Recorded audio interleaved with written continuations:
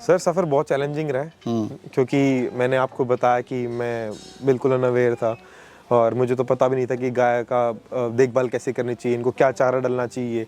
Starting में खर्चे बहुत ज़्यादा थे, हमारा जितना दूध था वो सारा सेल नहीं हो पा रहा था, जिसके कारणवश बहुत प्रॉब्लम्स तो आती हैं। देखिए, अगर आप एक हद तक ही पैसा लगा सकते हैं किसी भी चीज़ में, तो मैं खुद स्कूटी उठाकर जाता था ठंड में और दूध सप्लाई करता था। 5 से 10 लीटर हुआ, 10 से 20 लीटर हुआ, 20 से 30 लीटर हुआ, ऐसे धीरे धीरे करके बढ़ा।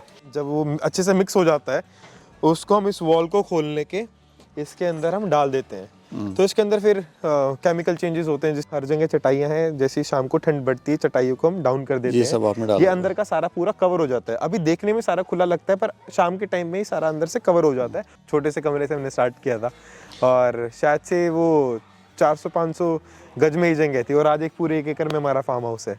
मेरा नाम कौशल खत्री है, मैं नेरला दिल्ली का रहने वाला हूँ और ये आप आज हमारे गिर गाय के फार्म पे आए जो कि पूरा 1 एकड़ में है जी। चलिए सर, चलते चलते बात करेंगे और दिखाइए आपने ये क्या बनाया हुआ है। ये सर एक पुराना टच देने के लिए, लोगों को उनकी बचपन की यादें दिलाने के लिए ये हमने लिपाई करवा रखी है। इसके अंदर चिकनी मिट्टी, गोमूत्र, गोबर और हल्का चूना लगा हुआ है। फार्म आपने लगता है कि अभी सेटअप करा है कुछ दिन पहले ही? सर आप मान के चलिए 1 महीना पहले ही। और पहले कहाँ पे था सर? ये पहले नेरला में ही था, हमारे घर के साइड में ही, जहाँ पे हम 3 साल पहले लगवाए थे। हाँ जी, जहाँ पर आप 3 साल पहले आए थे, आपने एक वीडियो बनाई थी जी। तो यहाँ पे सर अच्छा खासा स्पेस आपने दिया हुआ है। सर ये पूरा 1 एकड़ में हमने फार्म डेवलप कर रखा है, जिसके अंदर ऑर्गेनिक वेजिटेबल्स भी हैं और बायोगैस प्लांट भी है और एक इको फ्रेंडली एनवायरनमेंट प्रोवाइड करने की कोशिश की गई है सारी गायों को, जिससे कि वो फ्रीली घूम सकें, अपनी मन मर्जी से बैठ सकें, पानी पी सकें। तो कौशल जी, शुरुआत कैसे हुई? आप एजुकेशन बैकग्राउंड भी अपना बताइए, कहाँ तक आप पढ़े लिखे हैं? सर मैंने 12th तक अपनी पढ़ाई की थी दिल्ली पब्लिक स्कूल से और मैंने BA की थी दिल्ली यूनिवर्सिटी से और MSc मैंने कर रखी है कुरुक्षेत्र यूनिवर्सिटी से। तो समय कितना हुआ आपको इसको स्टार्टअप किए हुए सर? सर 4 साल हो गए हैं, पर मैं ये नहीं कहूँगा 4 साल मुझे प्रोफेशनली इस काम में हो चुके हैं। मैंने जैसे आपको पहले भी बताया था कि शुरुआत हमने इसको सिर्फ अपने घर के लिए एक गाय लेकर आए थे, क्योंकि जैसे हमें पता चला था इसके बेनिफिट दूध के और हेल्थ पे कितना अच्छा इसका असर है इस दूध को पीने से, तो हम सबसे पहले अपने घर के लिए लेकर आए थे। तो 1 से 2 हुई, 2 से 3 हुई। जी सर, आप दिल्ली में रहते हैं, पढ़े लिखे भी अच्छे खासे हैं आप, तो जॉब करने का नहीं सोचा आपने, या फैमिली ने मतलब बोला नहीं कि यार जॉब करो, मतलब मन में नहीं आया कभी कि जॉब करें? नहीं सर, मैं आपको बताता हूँ, जब मैंने आपको पहले ही बताया, हमने शुरू इस पर्पज से नहीं किया था कि हमें एक डेयरी फार्म करना है। जब शुरू किया, लगा हुआ, अटैचमेंट हुई, चीज़ों के बारे में पता चला कि इससे कितना एक अच्छा इम्पैक्ट सोसाइटी में आ सकता है। तो आप कह सकते हो कि 2 साल हुए मुझे इस चीज़ को प्रोफेशनली करते हुए। तो अभी कैसा फील करते हैं? जॉब अच्छी थी कि ये अच्छा है? नहीं सर, ये बहुत अच्छा है। देखिए, एक तो आपको गौ माता के पास रहने का मौका मिलता है, इनकी सेवा करने का मौका मिलता है और बहुत कुछ सीखने को मिलता है। कौन सी गाय है सर ये? सर ये गिर गाय है हमारे पास। हाँ जी। सारी, और हमारे पास अभी 70+ एनिमल्स हैं और 2 हमारे पास बुल है। अच्छा सर, देखा गया है जो भी डेयरियाँ खुलती हैं वो मोस्टली HF गाय वगैरह रखते हैं, क्योंकि उनकी जो दूध देने की जो कैपेसिटी है वो ज़्यादा है। तो आपने इसका चुनाव क्यों करा? सर इसका एक बहुत छोटी सी बात है, मैंने हमेशा से क्वालिटी पे ध्यान दिया है, प्रोडक्शन पर नहीं। जितने भी फॉरेन ब्रीड्स हैं वो इंडिया में आई इसलिए हैं क्योंकि उनकी प्रोडक्शन यूनिट हमेशा से ज़्यादा रही है।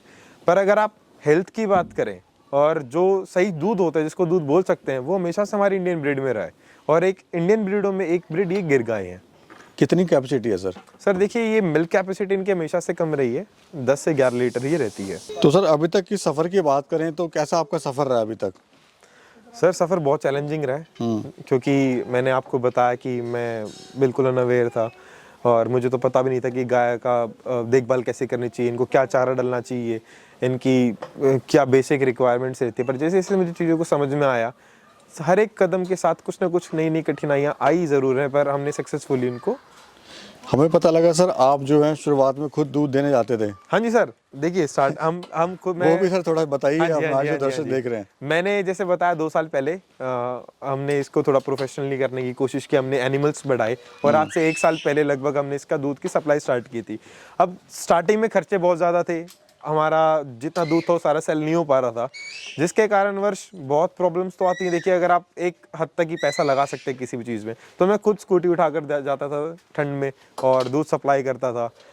5 से 10 लीटर हुआ, 10 से 20 लीटर हुआ, 20 से 30 लीटर हुआ, ऐसे धीरे धीरे करके बढ़ा। अभी कितने वर्कर हैं आपके पास में अभी total? मेरे पास 4 वर्कर हैं। स्टार्टिंग में मैंने मिल्किंग भी खुद की थी, हार्वेस्ट भी खुद करता था, हरा चारा भी खुद बोता था, सारे ऑलमोस्ट जितने भी आप कह सकते हो कि काम अभी जो और कर रहे हैं वो सारे मैं अकेला करता था पहले। सर देखते हैं आपके यहाँ पे फार्म पे एक चीज़ बड़ी अच्छी लगी मेरे को, आपने जो गोबर का जो प्लांट एक छोटा सा लगाया हुआ है, हाँ जी, उसका थोड़ा एक बार देखना चाहेंगे। हाँ जी सर। बायोगैस का प्लांट है एक, जिसमें कि हम आप देख सकते हैं इसके अंदर गोबर डलता है या फिर कोई भी जो सब्जियों का रिमेनिंग वेस्ट है वो डलता है, और इससे जब इसको हम रोटेट करने के बाद जब वो अच्छे से मिक्स हो जाता है, उसको हम इस वॉल को खोलने के इसके अंदर हम डाल देते हैं। तो इसके अंदर फिर केमिकल चेंजेस होते हैं जिसकी वजह से गैस बनती है और हमें एक 24 घंटे के लिए गैस मिल जाती है।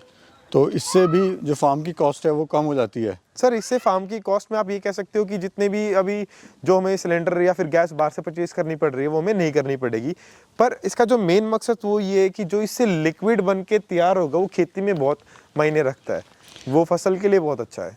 आपने सोलर पैनल भी लगाया हुआ है सर? सर सोलर पैनल भी लगा रखा, हमारा यही है, जब हम फार्म डेवलप कर रहे थे हमारा मेन पर्पस यही था कि जितनी कॉस्ट कटिंग हम कर सके वो हमारा मकसद था, उसी के कारण हमने सोलर पैनल भी लगाए थे।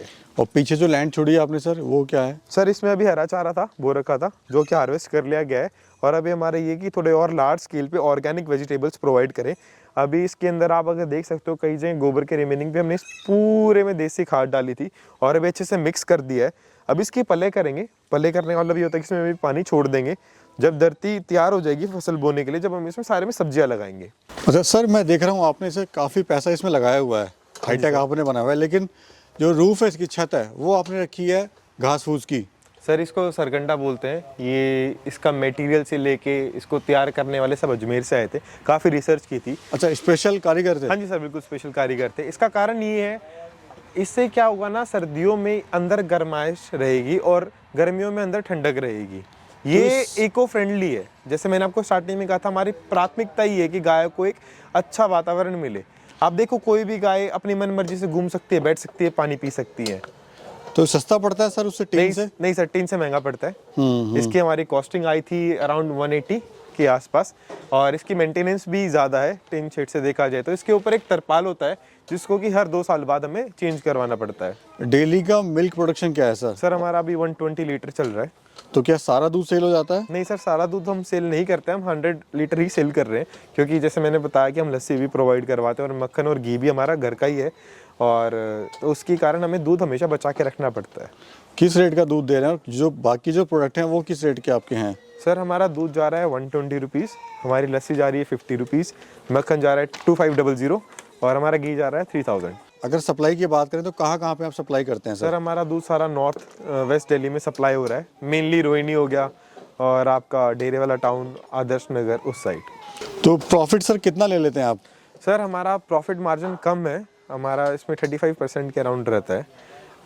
तो शुरुआत में सर दूध भी नहीं सेल हुआ होगा, जब स्टार्टिंग की अगर बात करें तो मन भी दुखा होगा सर, किस काम में पड़ गए, इससे तो अच्छा जॉब ही कर लेते या कुछ और काम कर लेते।